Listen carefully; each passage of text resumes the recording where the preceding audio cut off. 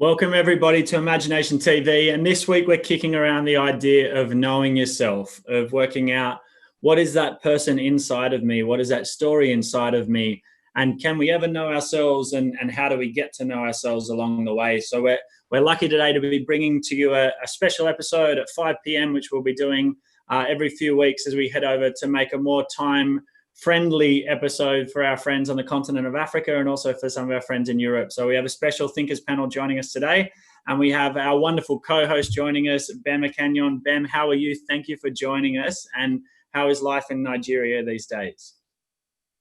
Yeah, I'm good, thanks. Hello, everyone.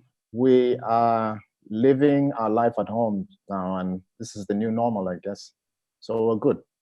What does knowing yourself mean, Bem? As you've done a bit of journeying around the world and being back home, what does the idea of knowing yourself mean? Well, this journey has really made me realize that the little bits of people, the little encounters you have with people, the environment you get into, the upbringing you have, and just everything kind of shapes up in its totality who you become. And it's an ever-evolving process. Yeah, always drafting the next part of the next story. Hey, well, looking forward to hanging out with you today. What do you want to learn from today's show? How people are going with their journey on self-discovery, on knowing themselves. Perfect. Well, that sounds like a great question for our live audience. So out and about, send in your thoughts on how you're getting ahead with knowing yourself. What's your journey like? What have you learned along the way? What have you uncovered? What surprises have there been? Now, I've had a couple of technical difficulties with the internet, which is well and above beyond our pay rate of control on Imagination TV. So we do have Bethel Malepi from Stanza Bopapi Secondary School in Pretoria, who has jumped on the line a few times and is there with us, but the audio is not working at the moment. So we can't do the 60-second challenge, but we can say respect for jumping on and being a part of this. And it's a pleasure working with you guys in Pretoria. And we've also got Kamagello joining us, and a few of the youngsters are here live in the student audience from the school as well. So pumped to be working with you all today. And we've got a bit of news. We set out to see if we could raise close to $10,000 to support a young woman named Saru, who is a part of the AIM program in Uganda, and who said that she would love to take the program back to Zimbabwe to provide mentors on the ground, and has been hustling and bustling for the last 12 to 24 months. And just last night we caught up with Saru with a bit of news as we'd managed to reach that funding target. So this is what happened. Hello, Saru. I don't want to take up too much of your time, but basically okay. I just wanted you to know that since Wednesday, when we launched the fundraiser for Zimbabwe, we've had just over $8,000 Australian be donated towards you and making this program work. And that's enough for us to put together a 6-month contract for you. And so my question is, how soon do you want to start? Today. If you wanted to begin on Monday, you can begin on Monday, and we can start to bring some hope and imagination to Zimbabwe. How does that sound? I don't know. It sounds exciting. You know how long I've been waiting for this moment. I don't know how many years. What I'm so happy about is that we got to do this at a time when no one thought it's possible. At a time when everyone thought, no, we can't do this. Look at this pandemic and stuff like that. So if we can do it now, it means when things get back to normal, I'm sure it'll be a bomb. You have a really great weekend. I hope this is a great way to end a Friday, and know that on Monday you'll have a contract sitting in your inbox, and we'll get you an AIM email address. I wish I could jump. I'm cheering you on. Yeah. Know that we all are here at AIM, and we can't wait for this to happen. One of the things that I've been really passionate about since we've built AIM over the last 16 years is we don't create the change with this organization. We provide a framework, and there's already power, strength, intelligence, and genius inside of so many kids who often get left outside the margins. And all we do is build a stage for those kids to be able to shine. And yeah, we're really excited about working with Saru to have that opportunity to be a lead mentor and to build that stage. And what makes AIM work is when we work in partnership with everybody around the world to give away that platform and build that freedom within the framework for it to really sing. So looking forward to working and doing our little bit of what we can in Zimbabwe over the coming years, and trying to do the same thing we've done in Australia, which is once we start in a place to really see it through. So pumped to work with you, Saru. And if you want to make a donation to support, to get that salary up to 12-month salary, jump onto our website and kick in, $100 or $200 or $500 at aimmentoring.com, and let's see if we can, put some real security around that work. That'd be fantastic. Lots of love coming in from the chat line. We've got Christian Campos saying, loving that background, Bem. Jason Bernal saying, I love that idea that the relationships we make along our journey contribute to who we are. Garada Mangopi saying, one thing about self-discovery, it becomes a constant thing. You learn something new about yourself in every situation you may encounter. I think that's a perfect time for us to be able to go and meet a wizard. And it's our wizard for today's show is Sandra Katz, who's going to take us on a journey for 180 seconds. Hello everyone, my name is Sandra Katz. I'm a Swedish Israeli currently living in Uganda, East Africa. I'm so happy to be the wizard, and my wizardry is physical therapy and also dancing. Dancing is the joy in my world, in my life. I've been dancing since I was a very, very young girl, and everyone who's into dancing or some kind of sports know that you need your full body to be able to function and give it your all. So during my path, when I was about 15, I got injured and I started going to a physical therapist, and that's what later inspired me to go into physical therapy. Basically helping people to get back to where they were before they got injured. It can be an injury anywhere in your body. We work a lot with exercises and basically trying to get people to take the power over their own body and getting back to perfect health. I do a lot of acupuncture, I do a lot of massage, stretching, taping, anything, you name it. And during my path with physical therapy, I started up my own business in Uganda called Activate last year. And I never ever lose touch with dancing because that's still so close to my heart. And with that, I want to finish off with a little dance that I thought you all can do with me. And it's just a simple step. I don't know, man. She just got of 7 steps. So we just go 1, 2, 3, 4, 5, 6, 7, a little bit quicker. And then if you do it all the way through, it becomes the wave.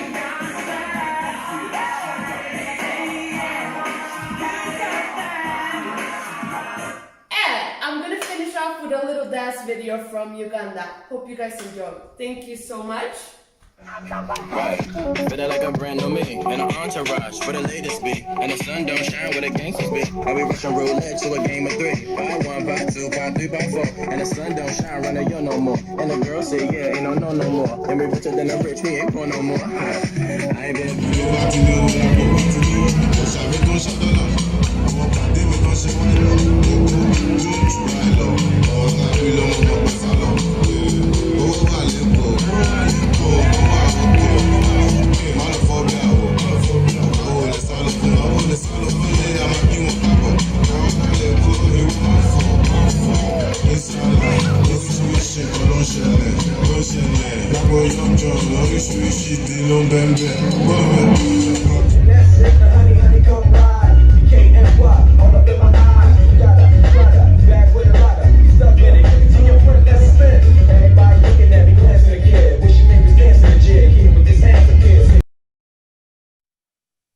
Thank you, Sandra, for bringing dance and movement into the world. And I liked being able to have a chance to move. The toughest thing I have done in my life is a dance class in Kampala, which went for 3.5 hours. And the dance instructors really liked me, making me do lots and lots of push-ups and try and run and jump off walls. And I couldn't walk for almost a day afterwards. It was good fun. Okay, Bem, how are you traveling? What are you learning so far about self-discovery? How are your moves going there? Well, I've always loved dance. I was glad to see Sandra doing her thing in Uganda. It shows you how much dance allows for people to converse, even if they may not speak the same language or have the same culture. But yeah, it's cool. I'm down too, Baton. What's your special dance talent, your special world that you've really fallen in love with dance? Well, it's Latin American dance and salsa, to be specific. I've been doing that just over 7 years now, and I absolutely love it. The music, the culture, everything about it. Awesome. Yeah, I think dance is one common human language. Music is a common language, and I believe imagination is the common thread that sort of drives and connects our minds together as well. Lots of love coming in from the chat line. Vitali saying, "Go Saru! Amazing to see AIM going to Zimbabwe." Simba saying, "Let's go AIM, Zimbabwe! Here we come." Harin saying, "I love it, dancing to Afro beat." All right, let's keep moving through the show. We've got our panel are about to join us, so. We've been making a feature film because we didn't have enough going on. So we thought, okay, we'll just put a Google Doc onto Google and leave it open and see if we can just inspire people to come together and write a feature film. So we're going to catch up with our panel, and for a little bit of it, we're going to see if they can throw in some ideas to imagine the feature film. This is what we've been up to.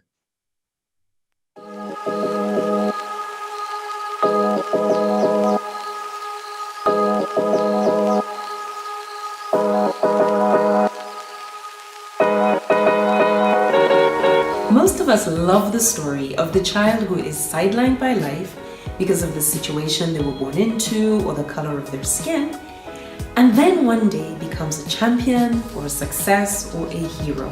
This is the kind of story we hope will inspire marginalized kids to dream big and make their dream come true. But what if we did it differently? How are we gonna do that? Flipping the script is about not letting the hand you've been dealt stop you from achieving your goals. Imagine realizing that you can actually flip the script that's been given to you and start writing your own story. We have to challenge the norm. So what if we ask the kids we don't usually hear from, the ones who are sidelined by life, to be our storytellers? The project Imagine gives us all the power to flip the script. We invite all of you, all humans everywhere, to join us in a live experiment. The time for talk been over. It's time for some action. And there is genuinely no limit to what you can achieve. There is no limit to any imaginative juices. Use that kind of like just around the corner idea, so you can bring in technology and ideas or social constructs that don't exist and bring them into this world. Let's write the next chapter of human history collectively. Imagine the wealth of stories and ideas just waiting to come into the world. Imagine the new horizons, if we flip the script. Welcome to the Imagine Film Project.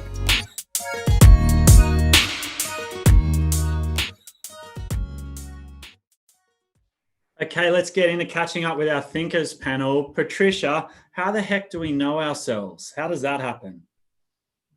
Gosh, I think knowing yourself goes hand in hand with loving yourself. But I have to say, very quickly before I move on, watching that flip the script, I thought to myself, I remember that James Baldwin saying, it took many years of vomiting up all the filth I'd been taught about myself and half believed before I was able to walk on the earth as if I had a right to be here. And it's just brilliant. I like what you guys are doing. But anyway, back to your question.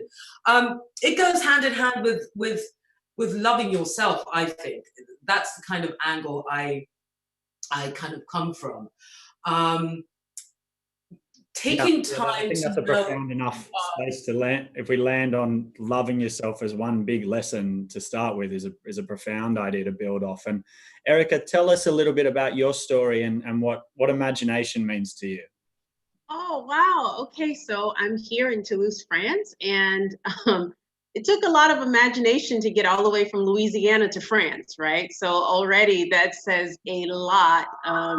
Moved here almost 20 years ago, and not even knowing what was on the other side of the Atlantic, what was waiting for me from one side to the other. That took a lot of what's going to be next. I don't know, but we're here to create, have creators, and we are creators ourselves of our own future. So yeah. Yeah, it's a I've sometimes I was reading a quote about I'll get his name by the end of the show. That'll be my homework. But he's Benjamin Franklin. He said that there's 3 types of people in the world: the immovable, the movable, and the movers. And I feel like we forget the immovable have definitely forgotten about imagination. The movable, they're sort of tempting with it and almost letting it go. And the movers are like, oh no, we've still got this thing. Of course we can. This is what we always do. Susie and Chu Owen, tell us a little bit about your stories. And if you want to, one of you take us into a bit of a backstory, and then maybe the other one explain a little bit about what the word imagination means to you. Backstory, go on, ladies first. Chu and I met during an eclipse that I organized a trip to in northern Kenya. And then we fell in love and we started the Traveling Telescope. So we both had experience in sharing our love of astronomy. I was working a lot with schools, he was working a lot with the public. And anyway, we started the Traveling Telescope, and the idea is for us to get as many people to look up either through the telescope, because it's been there for more than 400 years and not many people have had a chance to look through it, or to just look up with the naked eye and appreciate, where we live, this unique planet that we all own, and how we need to take care of it, and just our understanding of who we are and our appreciation of life. We had before we jump to your tree, you really threw yourself thunder there. Susie, that idea of we had an astronomer with us who was talking about, an astrophysicist, and she was, I think I got that right. She's talking about how we all share a little bit of the same blue sky, which I thought was a wonderful idea to look up and to think about what looks up. Chu, what excites you about looking up at the sky? I think it's there's a disconnect that everybody has with astronomy, and it's kind of crazy because we're all on a spinning ball floating through space. I mean, it's crazy that astronomy isn't taught more sort of as part of our whole education system for me, because you can approach any subject from astronomy. I mean, they say it's the oldest science. And that's because, you don't get biology and chemistry without the astronomy to begin with. And, you need a planet for life to happen. And then all the history and the Romans and the maps and the icebergs all come after the planet. So it's kind of, through astronomy, you can teach everything, like with maths and, Pythagoras was in fact an astronomer as much as he was a mathematician. So there's loads of stuff that's astronomy sort of embodies in the wider education world for me. And with regard to imagination, it's awe-inspiring, some of the stuff that comes out of the discoveries in astronomy, like the Hubble Space Telescope. Pretty much every image that machine has taken will drop your jaw if you kind of look at it and understand what's going on in those images. So we try to sort of share that with the wider world, particularly getting kids interested in space, but in science and engineering as well. Patricia, how do you get perspective? Is it looking up at the stars, or how do you get yourself out of that time of introspection and try and get some perspective and move through issues or challenges or make sense of the things you've done really well? I think the big process for me is the going in, because that's where all the really hard work actually starts to grow, to cook. And by the time I've cleared what's going on in here and here, I then begin, it's very easy for me to then lay out what needs to be done. I love the introspection. I love that the solitude and the time that you spend going through that, because then you can come up with your own authentic answers, and just adding to what Chu said, I think I'd love for astronomy to be taught, but also self-love taught in schools. So children can grow up loving strongly and expressing it in whatever action that they have or they want.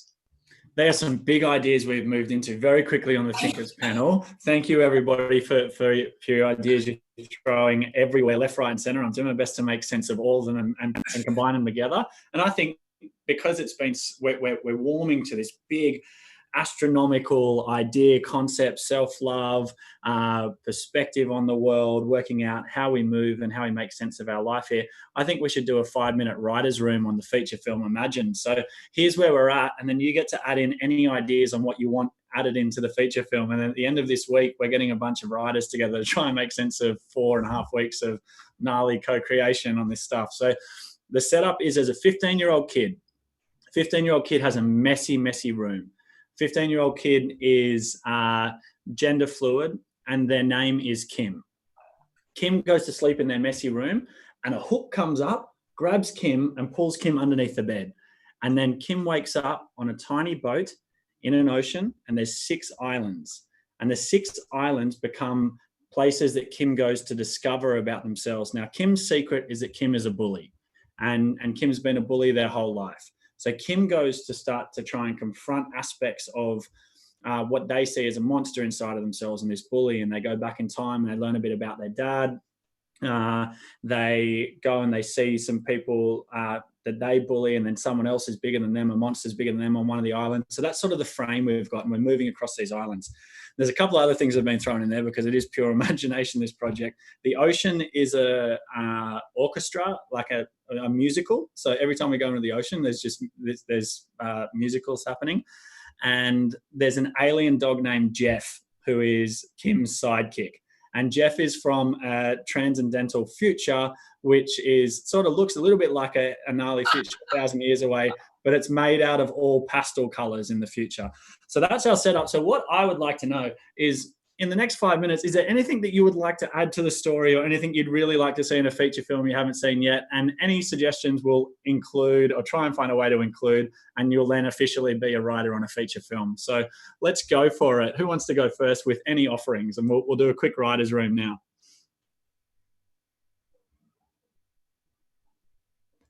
And there's no shame at AIM is one of the rules that we've got. So Erica, over to you. Freestyle. Let's go for a little bit. What would you like to see in a story? Or Bill?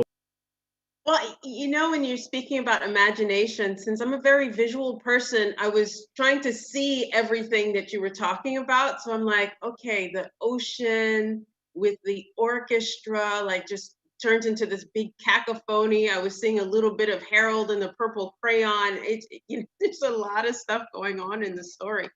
So maybe if he's like afraid of something on the island, that as he's moving back away from something, like, you'll have the music that's like da-na, da-na, da-na, da-na, and then he'll probably move away from the ocean and back into the island so he can work with whatever problems he's having.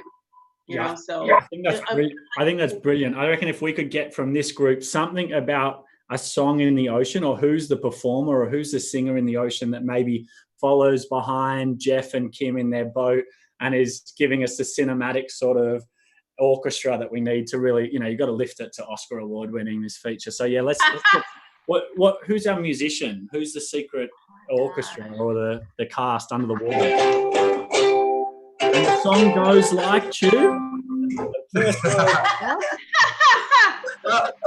I just happen to have this old thing, Now, I was just thinking, how is there a time frame for this? Like, for how long he's adrift in the ocean, or is he visiting the islands within the same space of time, or have you got that planned or not yet? Yeah, so so Kim's a they, because they're gender fluid, so they are.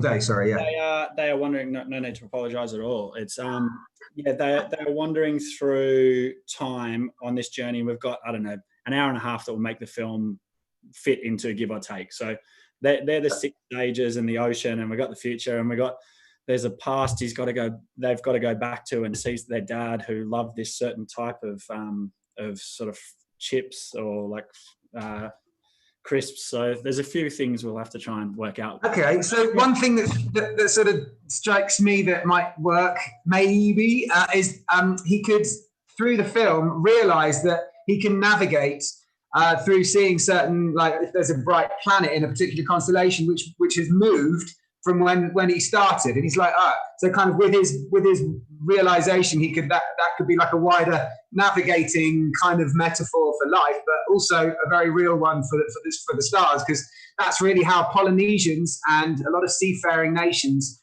have navigated the stars very accurately to find islands in amongst the biggest ocean in the world. Yeah, I dig that. Just a thought. That's perfect. We'll actually. That's a load of music, of course. We'll share the link with you, Susie, the music. Chaos. We'll share over the link, and we'd love you to send, if you can add in just some thoughts on constellations or some ideas that we might want to drop in, or whether it's your favorite planets or star systems that we can then go and research. We'll tag you in the section. I've just highlighted it now, so the gang can tag you along the way. Awesome. Patricia, anything you want to see in a feature film, either related to this text or just anything else that you'd like to see in your wildest imagination? I was kind of seeing sacred, when you were talking about it, I was seeing like sacred geometry of life type, connections and mandalas. That's what was happening in my head. What you can do with that, I don't know. But that's what I was seeing. Can you just give me a little bit more descriptor, like the colors of the sacred geometry, or what do they look like? What size are they? Well, the colors were reverberating according to the energy that, what's his name, Kim was putting out, because color is so powerful in our lives, isn't it? So I kept thinking about that. If he's putting out something that's not good, it could be a specific color. Again, color theory would come into it. If it's about light and good energy, it would be like orange. I don't know, but this is what was playing in my head as you were speaking. I tried to write down notes, then it was like, no, hang on a minute, let the images just hit me. And that's what was happening. Maybe what we've got is we can fuse in, once we get some notes from Susie and Chu about some of the constellations, maybe the colors of those stars can shift for us at the end of the day, or as we're looking up, we're getting that reflection, and we can play with some mood boarding. All right, that's the end of that segment. Thank you all. You've just contributed to Imagine the Feature Film. The chat room, Jess Daniel saying that was gold. Ukulele on hand, ready to go. This story just gets better and wilder and more wonderful. Well, we've only got 5 more days until we close off writing to the public. So if you've ever felt like you wanted to be involved in a feature film, jump onto aimmentoring.com and add in any ideas, especially the youngsters out there. And this whole exercise is about showing that we have the power to pick up the pen and to write and to start writing our next chapter and what we want to do. So, Ben, have you got any questions for our panel or anything that you'd love to know? Well, just to everyone, I can see there's a whole range of people around the world. As you have moved around the world and landed where you are, what have you learned about being yourself in the different environments you found yourself?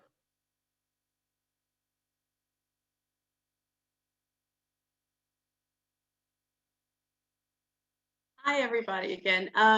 I guess for myself, it would be basically understanding strengths and weaknesses, what works and what doesn't, and being able to experiment with those types of things. Like, I know that I'm not a morning person, so being able to use that as both a strength, even if it is considered sometimes to be a weakness, has been very important, especially when you have your own business and you're trying to build your business and you have clients and things like that, and working with different people, and just, being flexible is the biggest thing as well.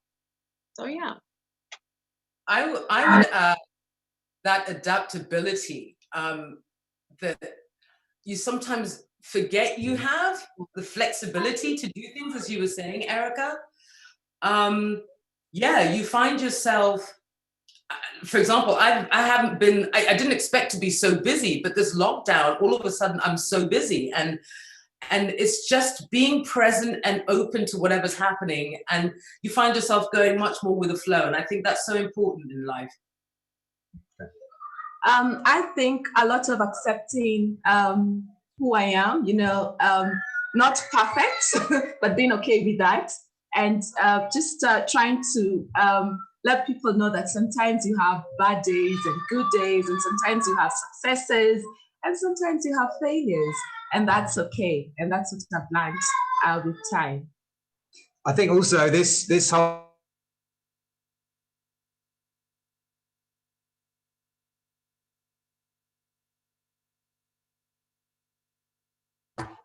We might have just lost Susie and Chu. Ben, we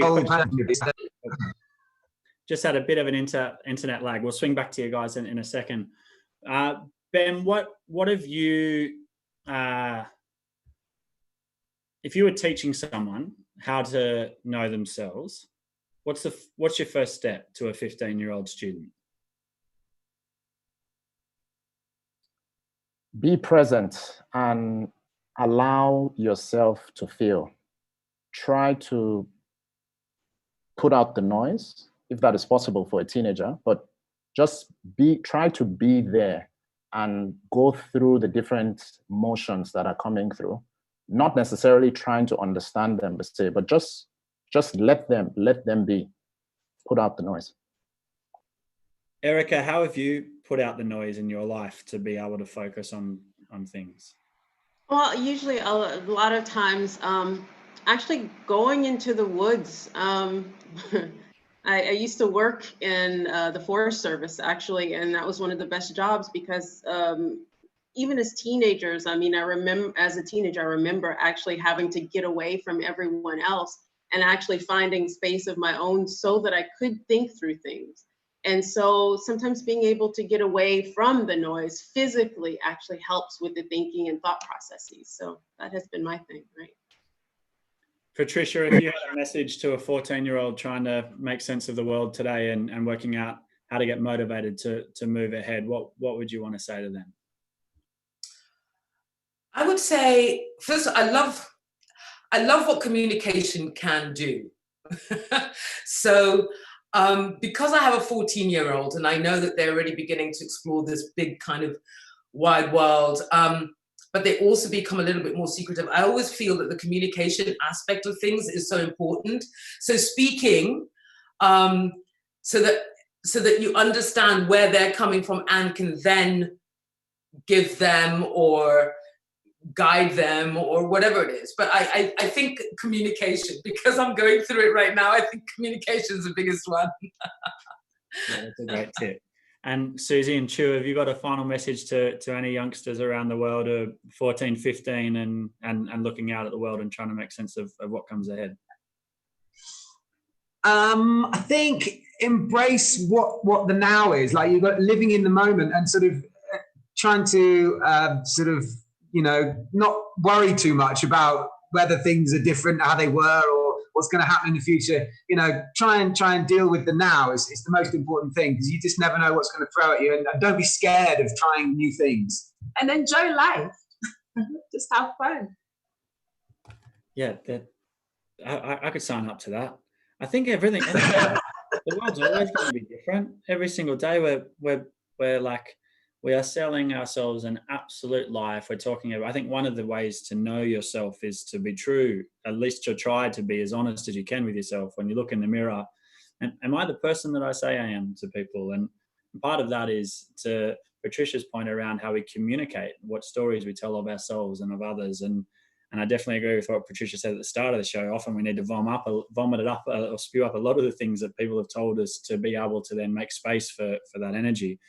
But yeah, to think about the idea that you can be in this space where you are different and have space to try different things, and the world is always going to be different. Every single breath we're spinning the balance, everything's going to shift, and it's never going to be the same as what it was before. And sometimes that'll be more intense, and sometimes it'll be more recognizable, and sometimes we'll never recognize it. Right now is a recognizable moment for us to maybe remember that the world will always be different, and we always have a chance to maybe shape it, and what we do carries on and has echoes afterwards. Erica, thank you for joining us on the show. Do you want to round out it with any messages you'd have to a 15-year-old or 14-year-old out there? Well, yeah, I mean, I forgot to mention that I have a 14 and a 17-year-old at home as well. So yes, just going back to your point, as well as Patricia's, being true to yourself and allowing yourself to make mistakes, because this is how we get to know who we are, is a lot of times through the mistakes that we make. So let them come and you'll learn more about yourself. So yeah. Yeah, bring on the failure. One of the things we do is a module called Failure Time, where we get at our pop-up Imagination Factory, we do Failure Time, which we'll do tomorrow with our youngsters on the Tuesday segment, and we've got a whole block on Failure Time. So thank you all for joining us and being a part of the show. Patricia, Susie, Chu, and Erica, thank you for being a part of this experience, bringing mentors into the home with kids every single day. It's been really great to hang out with you and to learn, and thanks for your generosity. Thank you for having us. Thank you. Thank you. Thank you so much. Great work, Jack. Oh, good. Love it. Oh, unreal. Ben, what do you think? What did you learn? Have you got an insight in there that really stood out, or something that stayed with you? Well, love from Patricia, understanding your emotions and learning to love as a youngster, how astronomy is connected to pretty much everything, and knowing a bit about that, although it's not on Earth, how it really connects with the world, and just being true to yourself. So yeah, I think I've gotten a few tips to start to shift and model where I go next. Yeah, one of the greatest gifts of when we gather and want to share the best of ourselves with people, it makes you feel good. Like, I kind of get off this show most times, I'm like, oh, I feel good, and if we take that energetic force, which is, I think, part of the way everyone's contributed, because we will never know enough words to be able to describe how we feel, or to be able to really help someone else understand us or understand what we see. But we can go with feeling, and we can take that energy into that hopeful energy or that positive energy, and that's a currency, I think. So thank you, Ben, for everything you do for so many kids in Nigeria and the work that you do. And it's been great to have you as a co-host today. So thanks for being a part of it. Thank you. Thanks for inviting me. Pleasure. All right, we're going to wrap up the show now. It's zoomed past, and we've got Natalie Loreen, who I caught up with in Kampala in Uganda a couple of years ago, and we had a chat about comic books. So yeah, nice to finish on a world of imagination. And thanks for joining us today. For those of you in Australia that tuned in at 5 o'clock, and to our friends in the continent of Africa and people around Europe that are tuning into the show, thanks to everyone for your chat line comments, and looking forward to catching up tomorrow at 12 noon Australian Eastern Standard Time as we catch up with some youngsters back in Australia. Look after yourselves, keep imagining. We'll see you on the other side.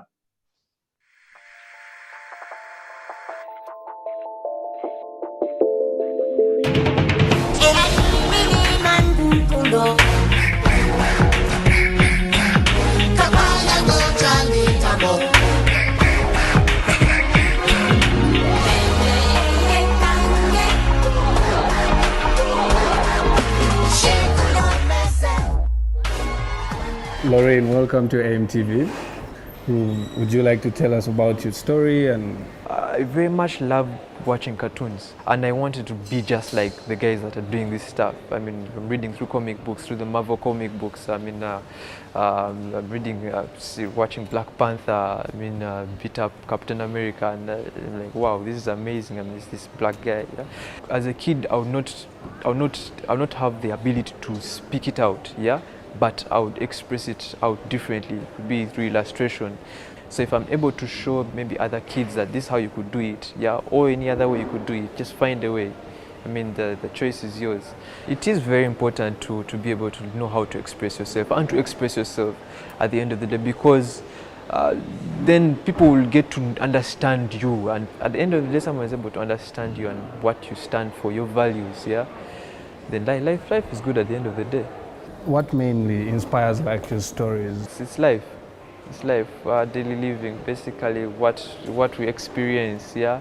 I mean, what I eat, what I dress, like the music I listen to. It's experience around, basically. Life is what inspires. Do you have any favorite story, like of all the stories you've done? The story of Kintu and Nambi. Kintu in the traditional Uganda, in Buganda. Kintu was believed to be the first man in the world. Yeah, Kintu gets the chance to meet special beings who came from heaven. Yeah, and this first special being he saw as Nambi. Kintu falls in love with Nambi. Yeah, it has a number of segments in there that teach how to be modest. Yeah, how to be kind, how to be loving, how to be forgiving. So he later on meets Walumbe, who's the brother of Nambi, and Walumbe represents death. Yeah, so all of this in a way is connected to what we experience in life, basically. So it's something that kids can get to learn, yeah, and get to implement and get to include into their daily lives. Lorraine, see, behind those cameras, there are kids out there who maybe would one day dream of like being a comic artists like you, or like who would want to do express maybe themselves, do something fun. Like, what advice would you give them? First, you need to love what you're doing. I mean, it's pointless for you to go and sit in a bank and be a teller when you're supposed to be a musician. I mean, you're supposed to be, in a tour, maybe a tour guide, or I don't know. You just need to find yourself and just exhaust that person to the fullest. That is when you'll be happy. Be you and do you. That's it. All right, Rolin. Thanks for coming on. It was great having you on AIMTV.